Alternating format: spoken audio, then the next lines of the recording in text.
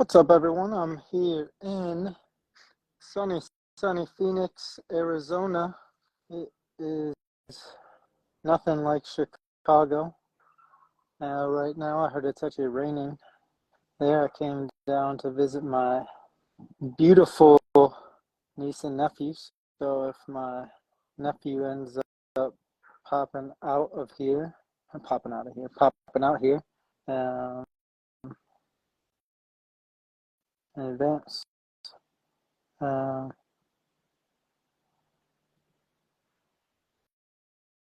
Love our work in Uganda. It's amazing. And so I'm trying to get Eve here. She's a new real estate agent. It says unable to join. It's always a little confusing trying to get people on the Instagram live.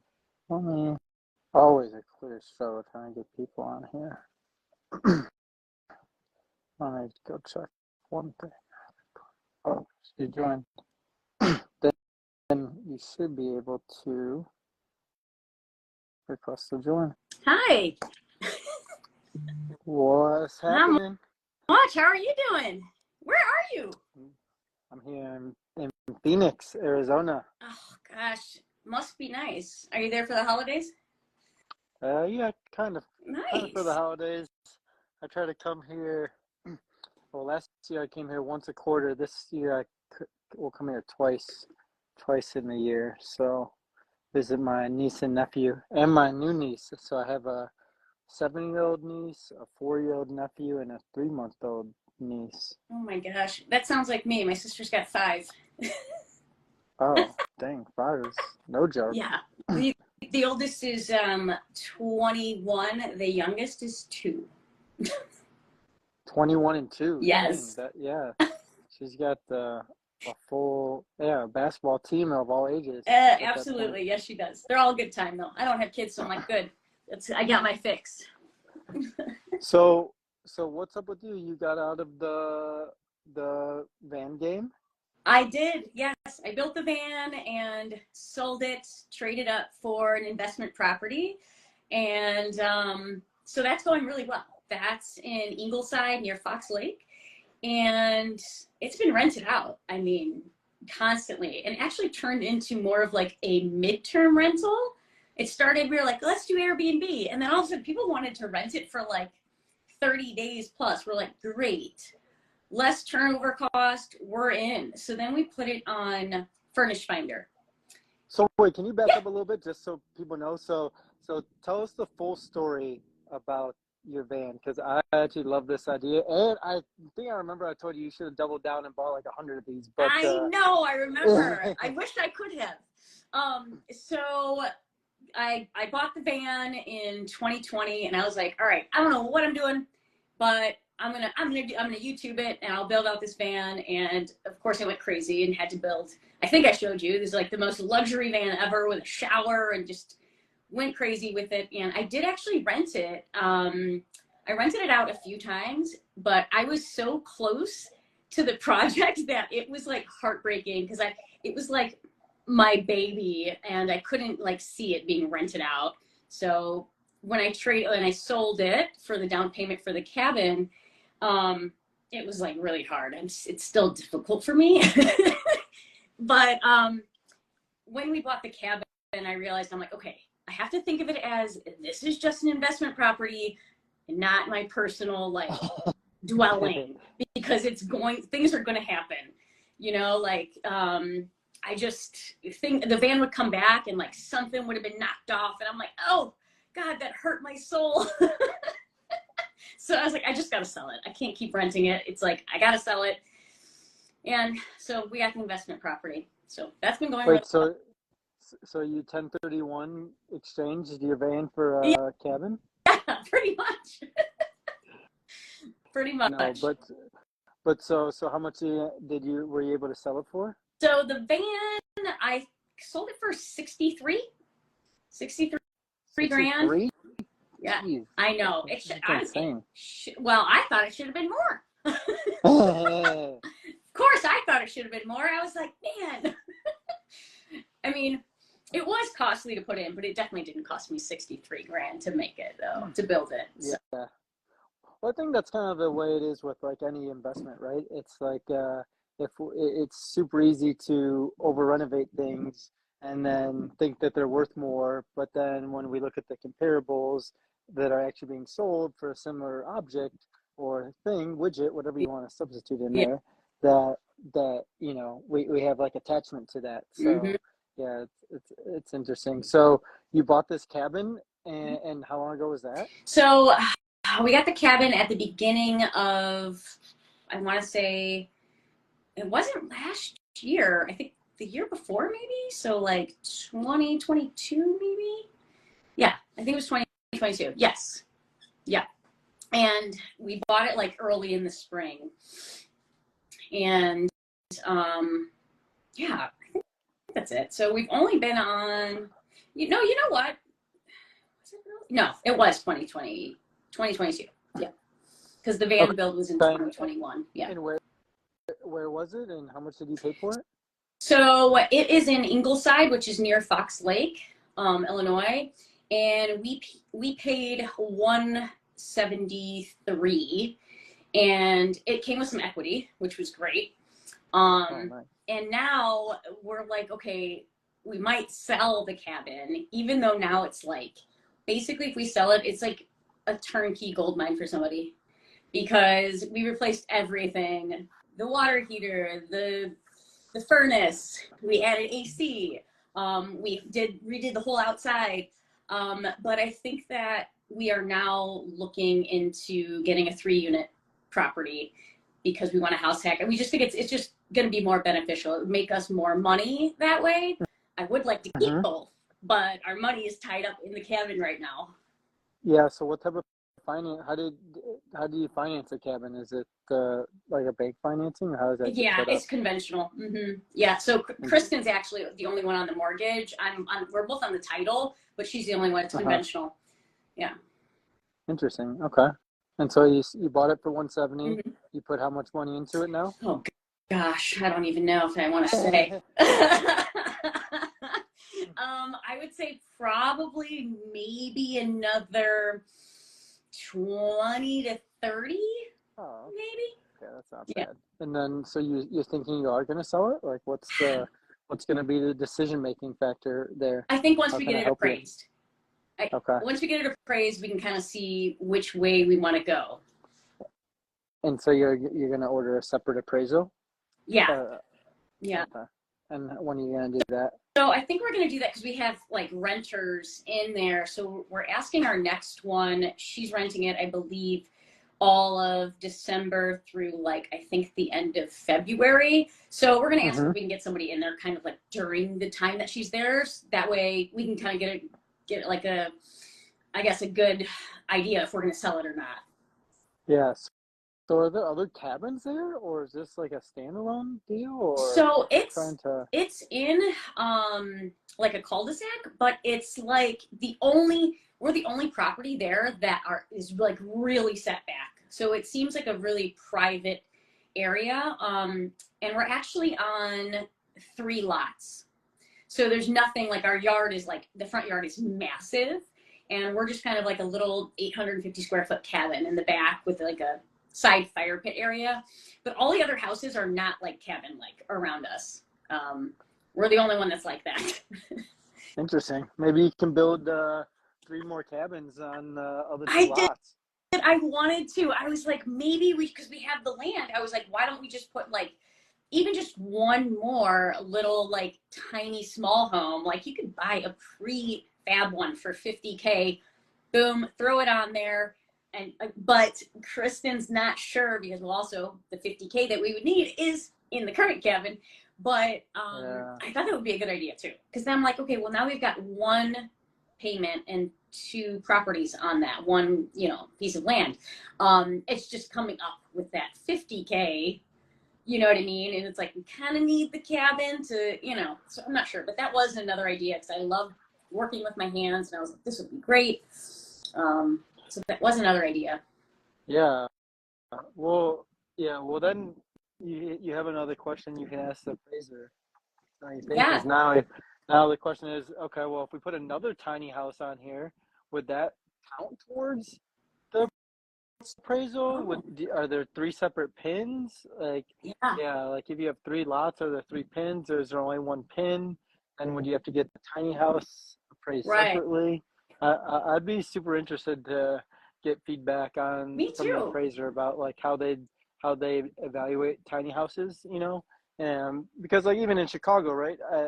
They will look at an ADU as a legal unit now. Oh yeah. So, I mean, if a tiny house is a legal unit on its own lot with its own PIN, I'm sure there's a way to appraise it. I just don't know where they would come up with any That's a good comparables. idea. I would ask. That's a good idea. I'll ask when we get it appraised. And that's another thing, like maybe you have an answer to this, is like we want a 3-unit, but there's also the option that I was kind of like toying with is like, what if we buy a duplex and then it has a separate garage? And then we can turn the Hmm. garage into an ADU. Like, I guess I'm not sure which would be a better kind of like, because I'm sure a duplex with a garage is going to be a more affordable approach. Yeah, so I think that like the hardest part about the garage ADU concept is the fact that most current garages weren't built to be an ADU. And so more than likely, if you actually like submitted some plans, you'd have to be redoing or tearing down the garage because Oh, it doesn't have the right foundation. And and so I think it's like a little misleading to think that we might be able to yeah, convert something like that, yeah. but I think it's going to be a heavier lift. Like the people that we actually see ending up going through and doing the garage ADUs are more affluent people in nicer neighborhoods who can basically afford Oh, to yeah. spend a boatload of money because those ADUs are expensive. We've seen them between like $275 to $300 a square foot, Oh my you know, gosh. and yeah, I mean, people are surprised by that, but like from a kind of analytical way of thinking about it, it's like you're cramming basically what would normally be in, a Yeah. 2,000 square foot house into 500 square feet, and so you still need all the same mechanical, electrical, plumbings, equipment for the ADU, and it's just not quite as not economical as the city thought it was going to be. And so we've seen way more basement ADUs Okay. than garage ADUs. So I'd be leaning towards the 3 unit. But Okay. actually, they just released right the new Fannie Freddie Oh yeah. financing Hmm. today, I think. So I feel like you should be in the best Yeah. position ever because now with that new program, you can do Yeah. 5% down. Yeah. You can do 2 to 4 units. There's no self-sufficiency tests on 3 to 4 units, and then the loan rates are super super high. I think a 4 unit is 1.4 Wow. million. Oh, gosh, I didn't know that. I think when we were looking, like a few years ago, it was not. Like we were like, they would not go that high for what we were looking for. What was the other thing I was going to ask you about is, oh yeah, there is another loan. I think it's like the DS. I can't remember, but it's for investment properties. So like Okay. they Oh yeah, maybe only just like a standard DSCR loan. yes, yeah. Yeah, Well, of course, yeah. we'd need 25% or maybe more down, which is the other thing. But if we were to sell like the cabin and use that, oh, there, somebody said it. Yes, the DSCR loan. Yes, thank you. Um, and so if we were to use that to buy an investment property, like I guess I have to talk to a lender about that to get details about that because that would be a good option, and then we wouldn't have to move. So we're in Edgewater right now, and Kristen's really attached to this place because we're like Mm-hmm. right next to the beach. Oh, And so the ideal would be just to have an investment property and like at least two, because we just have the cabin now. So maybe if we even got like a duplex, that would be making a little bit more than what we are with the cabin, I would feel. yeah. You can't beat the beach. I Is that I is know. it is that right there by Montrose Beach? No, we're right by Hollywood Beach. So we're literally last exit off of Okay. Sheridan. Like, so if you, like, where Lakeshore ends, we are right there. Oh, I think it's called, yeah. That's super. it's like a different, it's not called Hollywood Beach. That's what I call it. It's like Keller or something. I don't even know. But it's the last beach right before Evanston. Yeah, yeah, I would love to have a condo on the beach, but I don't know if that's happening anytime soon, to be honest. Yeah. I think my plan's always been to have a bunch of different places in a bunch of different cities across the world. So I need to get my place in Rio de Janeiro or somewhere down in South America first. So I love that. I heard it's very difficult to buy outside of this, like in a different country, right? yeah, I think it all depends. Like, I went to Brazil and we found like you could get a condo off the beach, in the main area in Rio for like 60,000. What? Yeah, and so I mean it's hard to get to, and you gotta, I think like anything else, right? Like any investing, you've got to have people boots on the Mm-hmm. ground who know what's going on because it's just like, I mean, the same thing happens to people who come and invest in Chicago. The same thing happens when we go and invest anywhere where we're not familiar with the neighborhoods, and Yeah. you know we get taken advantage of because we don't know what we don't know, and then we're mad at real estate investing because we didn't do our own due diligence. Yeah. Yeah. Uh-huh. Where do you have properties now? So I don't do any more investing. I've committed to not doing any more investing, but I have properties kind of like scattered across the city. So I have the 2 unit that I currently reside in still that's in Logan. I've got a 2 unit in Bucktown. We've got a midterm rental in the South Loop. We do Airbnb at one of our units too. Nice. We have a condo in Libertyville. We have Nice. 19-unit building in Cicero, I'm uh, sorry, a two 19 unit? 19-unit in Cicero, two units in Greater Grand Crossing, and then a 26-unit in Grand Okay, Crossing. well, no And wonder you're like, I'm done investing for right now.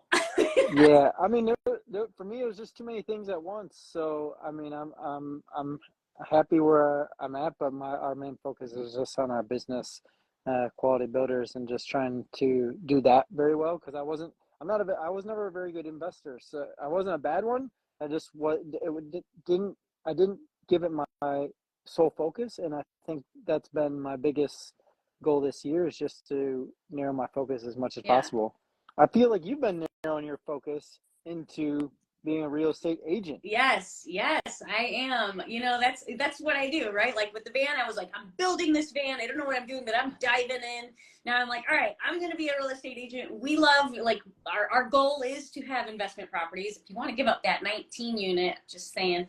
But our goal is to Yeah. gain properties. We just we'd be happy with just being financially free for now and just kind of like starting there. So that's why we kind of got like want a multi-unit building to get just closer to that. I don't have a ton of bills. We don't have like a ton of bills, but we just want to, so that Kristen, my girlfriend, she owns a salon, but she really, really, really is into real estate investing. And I think she does like want to do like property management for people like outside of the state, right? Like through virtual, like Airbnb type stuff. So I Mm-hmm. think that she wants to kind of pull away from doing hair.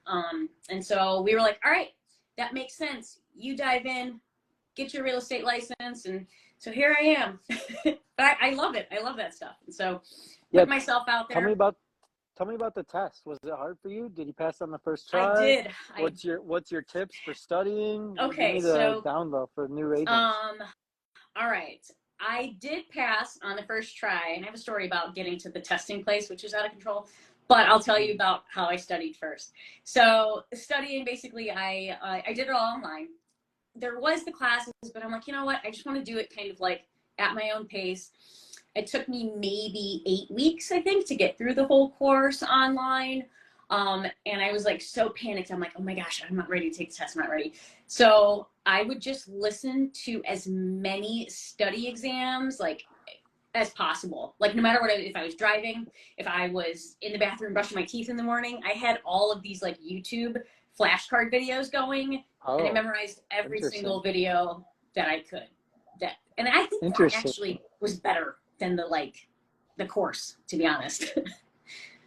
Interesting. And so it's just like you just found like Illinois realtor test videos on YouTube? Yes. So I use there's more national ones, right? Because people just kind of make general ones Yeah. more often. I did find a few on Illinois, but there weren't as many options. So that I did kind of have to like in my course, because it was for Illinois, I did really have to take a lot of Illinois, like the state exams, quizzes like on my test, because I couldn't find those online. But all the national stuff was really easy to find online. And yeah, I would just literally be online doing that the whole time. And so finally, when I felt ready, I was like, okay, I'm gonna go in, I'm gonna take the test. And I took the bus. I was like, I'm gonna be brave. I'm not gonna drive my car. I'm gonna go ahead and take the bus. I don't take public transportation because I have a truck and I don't really go downtown that often.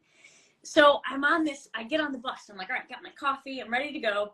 And I'm like reading the addresses because I don't go downtown very often. So I'm like, all right, it's coming up. I'm looking. I'm like, okay, it's coming up. And then all of a sudden, the numbers jumped. I was looking for like 332. The numbers went to like 180. And I was like, oh no, I missed my stop. So I get off on the next stop and I run backward, like back towards the Riverwalk. But I was supposed to be in front of Grant Park. So now I'm at the Riverwalk and I had 10 minutes to get to the testing center. I sprinted the whole way. There was coffee all over my sleeve and I'm like dripping sweat. And this guy's like, okay, it's okay, you made it. And I was like, oh, thank God. But now I can't stop coughing because I was running and I don't run. And I get in there and the lady's like, ma'am, are you sick? And I was like, no, I swear, I was running. I'm so sorry. I was like, she's going to kick me out because she thinks I have COVID or something. But even underneath all that stress, I passed it on the first time. Thank goodness. I was like, I can't go through this again. But it wasn't as bad as I thought it was going to be. The test wasn't you do have to study for it, but wasn't too terrible. So once you got your license, what was your next step? Next step was, I had already had a brokerage in mind. I'm with EXP. And so I was already in contact with my sponsor, Allie, and I just found her through a podcast. I was like, this girl she's my age. She just got her license and she's selling double digits in her first year. I was like, I got to talk to her. I want to do what she's doing. Let me reach out to her. So I did. She's with EXP. And so she was kind of already onboarding me a little bit before I got my license. And then once I got my license, it was just a lot of like waiting, right? Like I had to wait to get my license. I had to like apply.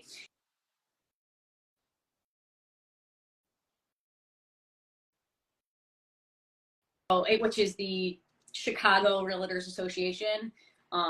This is kind of a little bit back and forth. So it took me about 2 weeks to like officially get a license number. And then now I'm in the process of, I'm licensed and I'm ready to go. I'm out there hustling. And I'm still kind of learning like my system to organize, right? Like, like once I get busy, I need to have that in place because I need to know where to put people. So that's what I'm kind of doing now. It's a little overwhelming, but I'm doing a little bit day by day. Yeah, I feel like you built your sphere of influence. You sent a text message out that's told everyone you're a realtor. I loved it. Yeah, got it. You know, I was just like, all right, I got to do whatever I can. And since I'm comfortable, like I feel like a lot of realtors do like have social medias, but I feel like majority of them are a little uncomfortable, like putting their face out. I'm like, you know, I'm not like the greatest person that's out there making content, but I'm like, at least I'm out there, right? Yeah. Like, and the more you do it, the better it's going to get. So I'm just like, I got to be consistent. I'm going to keep putting my face out there. Yeah. And it just gets more comfortable. What are your top tips to get confident, hopping on IG Live and putting your face out there? And because it's definitely something that's naturally uncomfortable. So what would you kind of tell people who are kind of like, oh, I know I need to do this for my business, but I don't really want to? Like, how would you push people over the edge to break into the social media space? Yeah, it's funny that you say that. I have a best friend who I have been trying to push for the last like 2 or 3 months. I'm like, just put anything out there, just a little bit. And that's what I would tell people is just like, literally just film like a 15-second clip. You don't have to talk. Just film a clip of Mm-hmm. yourself and like put some side things popping up. And so now you've put your face on camera, and then, you know, baby step, then maybe say, hey, try these things, and just like do little things. You don't have to sit there and talk for 20 minutes about something, because then you're going to feel like pressured. And there's also like apps that are like teleprompter apps. So literally I would be looking at my phone and I can see myself through it, and there's a teleprompter. So they could do that too. I don't do that. I just kind of like look at my notes, but that's an easy thing. So you're not really focused on the camera because you're reading, right? So you're paying more attention to the words than you are, you know, so that might be something that helps people kind of take their mind off of it. Yeah, I think I'm going to not steal that idea of the teleprompter, but yeah, because we've been trying to repurpose some of the videos of people that we follow. And so basically take a tip for anyone who's thinking about it, but like take other people's content, repurpose it, rebrand it, and use it as your own, and then tag them in it to let them know that you're reusing it. And then in the hopes that maybe they'll actually share your post. Oh, So, I like that. yeah, it's called permissionless marketing. Is like the key term for it. So, yeah, so we've done it already with a couple actual just like text posts, but the next step is we want to take the videos. So we're gonna basically take a transcript of what they said in the videos, and then you just give me the ideas. Like, oh, instead of like having to memorize what they said, we'll throw it on the teleprompter, say it maybe a little bit in our own words, and then now we don't even have to come up with our own content. We can just be like, oh, well, I know Brandon Turner, I know Alex Hermosi. These guys are killing it. Let me just repurpose their content because I know it's working. Exactly. So. Yeah. And then that's what I do too, is I look around, I'm like, okay, YouTube video, most popular real estate videos. What are the topics? Right. And then I just remake those videos. Everybody's just remaking the same thing. Why come up with something new that you don't know is going to work? Right. Other people are doing something. If they're getting a lot of views, it must be working. Yeah, exactly. No one's, there's like a saying, it's like history doesn't repeat itself, but people do, or something like that. But yeah, I love your tip though, because yeah, I think there's like a Mark Twain quote that's basically like, what's the key to getting started is the key to getting ahead is getting started. And then the key to getting started is to break your big, overwhelming, complex issue into small pieces and just take one baby step at a time. Exactly. Yeah, I think my first post was like, I don't know, 15 seconds. And I was just like sweating and nervous in front of the camera. I was like, oh my gosh, what if I stumble or say something that's like, I can edit it, so it's fine. And that's another thing I think people forget is like, I'm not sitting there talking straight for 5 minutes. I'll say something and then I'm like, what was my next idea? And I just cut that out. And you just chop it and make it sound smooth. You don't have to memorize a whole speech. Yeah, that was the other good tip that even, I think it was our project manager, Deb, he's like, why do you keep stopping? Just keep recording. Yes. And then keep going, keep talking. And you'll get more and better content if you just kind of keep free flowing with it. So that's another little tip that we started doing. Yeah. So I never pause the camera. My videos before I edit, they'll be like 20 minutes and I cut out 14 minutes because I'm sitting here like, what was I going to do? But I don't stop the camera. Yeah, that's super smart. Well, to be honest, I got to run right at 11:30. I really want to know what how this appraisal comes back for your cabin. So as soon as you get it, shoot me a text or shoot us a DM on Instagram, and yeah, let's schedule again to catch up. And yeah, if I can do anything to help blow up your realtor business, let me know. For sure, you should be on Bigger Pockets trying to find some clients there too. Thank you. So yeah, I know. I'm a member there. I need to post on there. That's it. One baby step tomorrow. Tomorrow's your day. Thank you. I love talking to you. All right. I'll talk to you later. Bye. Bye.